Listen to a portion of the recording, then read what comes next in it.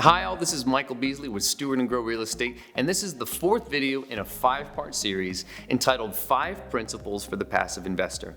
Now, if you like this content, just let us know by hitting the like button and subscribing to the channel. And if you really get a lot out of it, we'd ask that you consider sharing it with a friend. We'd really appreciate that. So in the last video, we talked about the third principle, which is understanding the multifamily business model. Today, we're going to be looking at the different features that we look at when selecting a viable market for our investments. So without further ado, let's dig into it now. So how do you understand the market?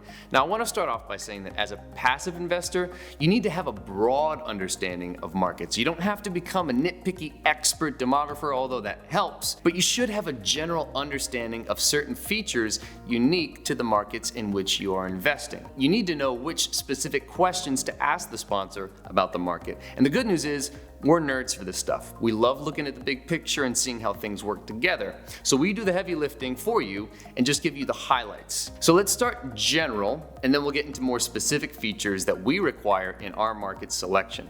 So from a broad perspective, let's get one thing straight. Location, location, location. It matters a lot. And I know you've heard it 1,000 times, location, location, location, but there's a reason for that. Each market has a different set of features unique to that market. Some markets are going through a redevelopment and gentrifying.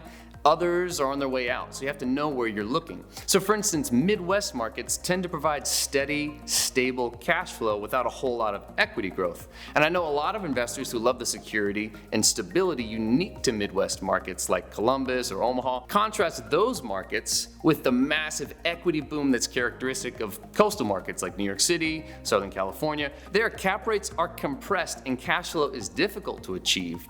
So depending on the approach of the investor, they might like the Midwest markets or they might like the coastal markets. It just depends on your approach. So there's a broad perspective on markets. But what are the specific features we look for to provide the best insight into the viability of a given market that we're looking at? The first feature we look at is job growth. So where there's job growth, there's a strong economy. Plain and simple. Businesses, for the most part, only hire where staff are growing and flourishing. We look for markets where job growth over the last 10 years exceeds the national average of 1% year over year, according to the Bureau of Labor Statistics. Strong job growth is a proxy for real estate demand. So within employment, however, we want to see diversity among several industries rather than one dominating sector. Sector-dependent MSAs do great until they don't. Look no further than Detroit or Pittsburgh, although Pittsburgh's kind of making a comeback. Shout out to you guys, New Wave Capital. There was a time when those markets were manufacturing giants in the automotive and steel industries. Then once those industries dried up, those markets did as well. Now, if you're a Detroit native or a Steelers fan, don't hear me bashing your hometown. There are a lot of incredible people in both those cities. My uncle, he's from Pittsburgh. He was born and bred there. Still, he doesn't invest there. It just doesn't fit his approach.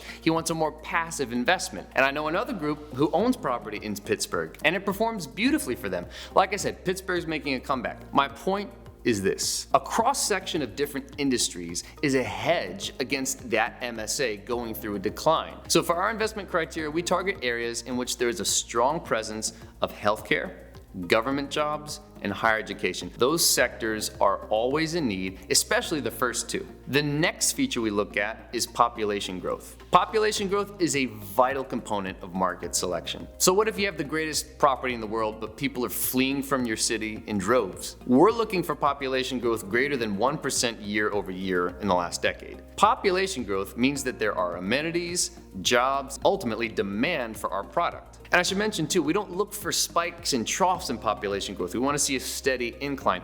Peaks and troughs, that means that there was demand at one point and then it slowed for a bit and then restarted. We like slow, steady growth, just like everything we do over a long period of time. We'd rather see a steady 1.5% growth year over year than 3% growth, then maybe 1%, down, 4% up. Slow, steady growth means that there was time to build infrastructure, quality housing units, and build a strong economy. Spikes and troughs, they're all transient and they're not to be trusted. Again, that's reminiscent of those industry-dependent markets, just like I said. So this is our opinion, just take it for what it is. We don't want to see spikes and troughs. The last feature we're going to talk about in this video is crime rate. Crime will always exist in some capacity. The point in looking at crime is not to see which cities have zero crime, because you're just not going to find it. We look at crime rates through a comparative lens. We compare crime rates from one market to the rates of another market, and then we see how they stack up against one another. We want to see if the crime rate is decreasing over the last decade and see if the current crime rate is more or less than the other comparative markets with similar features. For example, if we're looking at two different deals from two separate markets, and the markets are similar size with similar job growth, population growth, we use crime rates as the deciding factor between the two. It's a comparative thing for us. So those are the big three: job growth, population growth, and crime rates. Now there are a whole host of other factors that play into market selection: age of population, demographic trends, taxes, landlord-tenant law, our network if we get a deal that makes sense for us.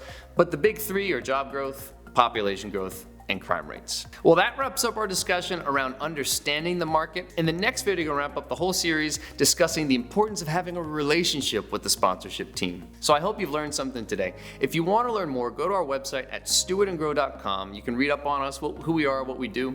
And until next time, go faithfully steward and grow all that's been entrusted to you. God bless. Take care.